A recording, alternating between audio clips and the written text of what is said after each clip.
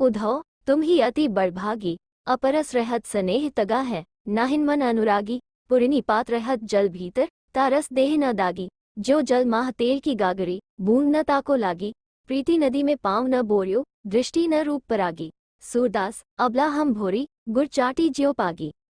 अर्थ, इन पंक्तियों में गोपियां उद्धव से व्यंग्य करती हैं, कहती है कि तुम बहुत ही भाग्यशाली हो जो कृष्ण के पास रहकर भी उनके प्रेम और स्नेह से वंचित हो। तुम कमल के उस पत्ते के समान हो जो रहता तो जल में है परंतु जल में डूबने से बचा रहता है।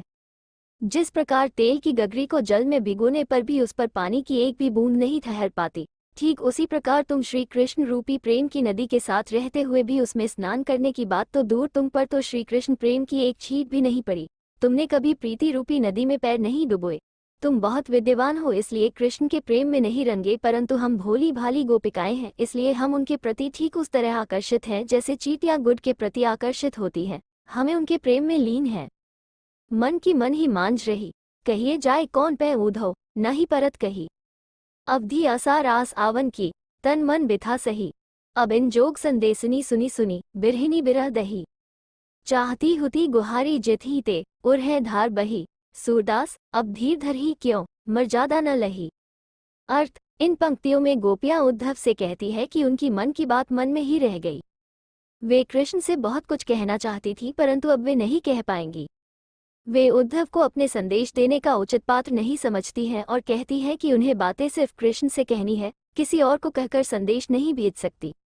वे कहती है कि इतने समय से कृष्ण के लौट कर आने की आशा को हम आधार मानकर तन मन हर प्रकार से विरह की ये व्यथा सह रही थी, ये सोचकर कि वे आएंगे तो हमारे सारे दुख दूर हो जाएंगे। परंतु श्री कृष्ण ने हमारे लिए ज्ञान योग का संदेश भेजकर हमें और भी दुखी कर दिया। हम विरह की आग में और भी जलने लगी हैं। ऐसे समय में कोई अपने रक्षक को पुकारता है परंतु हमारे जो रक्षक हैं वही आज हमारे दुख का कारण है। हे उद्धव, अब हम धीरज क्यों धरे, कैसे धरे, जब हमारी आशा का एकमात्र तिनका भी डूब गया। प्रेम की मर्यादा है कि प्रेम के बदले प्रेम ही दिया जाए, पर श्री कृष्ण ने हमारे साथ छल किया है, उन्होंने मर्यादा का उल्लंघन किया है। हमारे हरि हारिल की लकड़ी, मन क्रम बचन नंदनंदन और ये द्रिकरी पकड़ी। जागत सौवत स्वप्न दिवस निसी, कान्ह कान्ह जकरी, सुनत जोग लागत है ऐसी, ज्यों करुई ककरी। सू तो व्याधि हमको ले आए, देखी सुनी न करी, ये तो सूर तिन्ही ले सौंपो जिनके मन चक्री।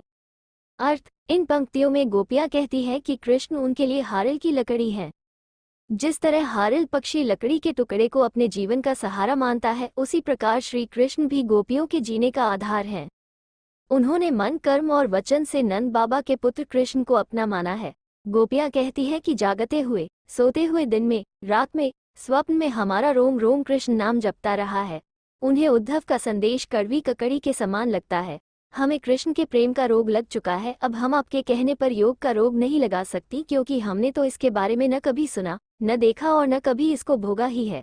आप जो ये योग संदेश लाए हैं वो उन्हें जाकर सौंपे जिनका मन चंचल हो, चूंकि हमारा मन पहले ही कहीं और लग चुका है। 4 हरी है राजनीति पड़ी आए, समुची बात कहत मधुकर के, समाचार सब पाए। एक अति चतुर होते पहले ही, अब गुरु ग्रंथ पढ़ाए, बड़ी बुद्धि जानी जो उनकी, जोग सादेश पठाए। ऊधो भले लोग आगे के पर हित दौलत धाए, अब अपने मन फेर पाए, चलत जू होते चुराए। ते क्यों अनीति करे आपुन, जे और अनीति छुड़ाए। राजधर्म तो ये सूर, जो प्रजा न जाही सताए। अर्थ, गोपियां कहती हैं कि श्री कृष्ण ने राजनीति पढ़ ली है। गोपियां बात करती हुई व्यंग्यपूर्वक कहती हैं कि वे तो पहले से ही बहुत चालाक थे, पर अब उन्होंने बड़े बड़े ग्रंथ पढ़ लिए हैं जिससे उनकी बुद्धि बढ़ गई है, तभी तो हमारे बारे में सब कुछ जानते हुए भी उन्होंने हमारे पास उद्धव से योग का संदेश भेजा है। उद्धव जी का इसमें कोई दोष नहीं है, ये भले लोग हैं जो दूसरों के कल्याण करने में आनंद का अनुभव करते हैं। गोपियां उद्धव से कहती हैं कि आप जाकर कहिएगा कि यहाँ से मथुरा जाते वक्त श्री कृष्ण हमारा मन भी अपने साथ ले गए थे, उसे वे वापस कर दें। वे अत्याचारियों को दंड देने का काम करने मथुरा गए हैं, परंतु वे स्वयं अत्याचार करते हैं। आप उनसे कहिएगा कि एक राजा को हमेशा चाहिए कि वो प्रजा की हित का ख्याल रखे, उन्हें किसी प्रकार का कष्ट नहीं पहुंचने दें, यही राजधर्म है।